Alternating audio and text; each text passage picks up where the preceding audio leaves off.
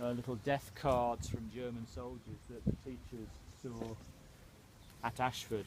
It might be helpful if we could actually find those in your threesomes on the plaque here. But this is German cemetery. There are very few. There are 7 of these in Belgium in total for the First and Second World War. Now you've already seen out the coach windows, 40, 50, 60, 70 British cemeteries. If you added them all up, there are countless ones. The reason why there's so few is that the German dead were an embarrassing problem at the end of the First World War. The Belgians and the French didn't want them on their territory. These were the people that had caused all the problem, caused the war, and they were really not wanted, whereas the reaction to the British and Commonwealth dead, as you've seen, was very different, making available lots of ground for cemeteries. So, as part of the Versailles Treaty, the Germans were allowed a small number of cemeteries in which their dead were to be concentrated. And this is one of those places. And what you've got in this cemetery here is 44,000 burials. Okay, now at Hook, where we went to, there were 11,000 British dead. Here there are 44,000 German dead. The majority, approximately 25,000, are in this mass grave in front of us. Okay, so these are the bodies of German soldiers that have been brought in from the surrounding countryside, from the little German cemeteries, big German cemeteries. Bodies have been moved in and they've gone into the mass grave here. And of those that are buried here, approximately 19,000 have been identified by the German organisation that looks after their cemeteries, which has a long German name but it's known as the Volksbund for short. And the names of those that have been identified, as I say, approximately 19,000, are on these brass plaques at the side in alphabetical order. There's 2 Commonwealth soldiers there, which are on the little plaque on the end, who we know are buried somewhere in this cemetery, but nobody knows where. They were buried in 1918 here, and they're just lost in the ground, but they're known to be here. Now, in addition to the 25,000 that are there are approximately 19,000 burials right around you in plots such as this down here. Sometimes you're going to find as you walk around the names of the soldier that's buried, but most of them are going to be unknown. When they're unknown, it says on the stone Unbekannt, which is unknown in German.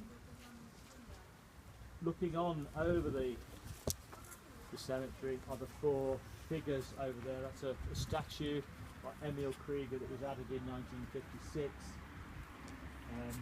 Some people say it's grieving soldiers looking, some people say it's grieving parents, who knows, it doesn't really matter. But the 4 statues, the figures they represent, look on at the dead comrades that are in the cemetery here. You've also got some Teutonic crosses, but there's no particular significance to them. They don't mark burials. They're simply German symbols, and you'll see as well, full of trees. They're very different to the Commonwealth War Graves Commission burial sites. The entrance, which is this forbidding, rather dark colour, has a very unusual memorial to it inside, which is to the German students who were in the German army, who were coming through as volunteers. And remember, the war started on the 4th of August. At the time the first Battle of Ypres was being fought around here, it was late October 1914, and a lot of that sort of first flush of eager volunteers. Those of you who've seen the film All Quiet on the Western Front will know what I mean. The young men from what would be the sort of sixth form, if you like, who rushed to join up. Many of them died in an attack at a village near here, a village called Beckskote, and approximately 3,000 of them are commemorated by the German Student Society on the left-hand side in the gatehouse as you go in. Those 3,000 gave rise to, in the Third Reich, to what's known as the Langemark myth, the invincibility of German youth. Actually, it was a failure of the attack that the Germans were taking part in, but somehow Hitler embellished the story with his propagandists and it became a triumph of invincible German youth. Anyway, what we would like you to do here is to walk around with your teachers. What we've got is some resource cards for you. Can I just find them? We've got a... These are, you're going to get one of these in your threes in a minute.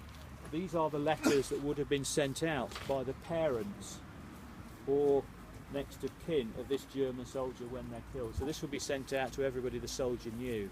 Now this is a bit of an alien habit to us in Britain. We used to do it in Victorian times and it just died out. Here today, when somebody dies in Belgium, you always have something like this printed and it's sent to every person that individual knew. It's a sort of paper version of Facebook and it's still done as a courtesy on paper here. Now these are the equivalent that the Germans produced during the war to let people know that this individual had died.